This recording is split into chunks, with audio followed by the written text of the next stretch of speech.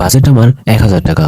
দেখবো এই 1000 টাকা দিয়ে গুলিস্তানে আমি কি কি পেতে পারি। আর সাথে নিয়ে যাচ্ছি আমার সাইকেলটি, কারণ আমাদের বাজেট খুবই কম। তো আমাদের যাত্রাটি শুরু হয়ে গেল, কিন্তু সব থেকে বড় দুঃখের বিষয়টি হলো সাইকেলের এক সিটে 2 জন বসা। তো যাই হোক, আমরা এখন ব্রিজে উঠে পড়লাম, দেখি সম্পূর্ণ ব্রিজটা পার হতে পারি কিনা। তো শেষমেশ আমরা উঠতে পারলাম, বাট এখানে ওয়েদারটা দেখে খুবই ভালো লাগলো আমাদের। জ্যামের সাথে অনেক যুদ্ধ করার পর আমরা গুলিস্তানে এসে পৌঁছালাম। অবশেষে অনেকগুলি দোকান ঘুরে দেখার পর এই শার্টটি আমাদের পছন্দ হলো।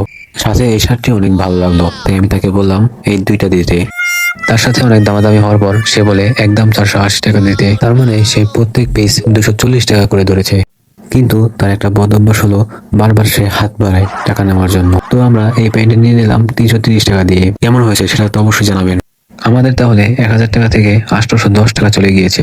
যাই হোক, আমরা এখানেই আমাদের ভিডিও শেষ করে দিচ্ছি। অবশ্যই সাবস্ক্রাইব করবেন আর এরকম ভিডিও পেতে আমাদের পাশেই থাকবেন। ধন্যবাদ।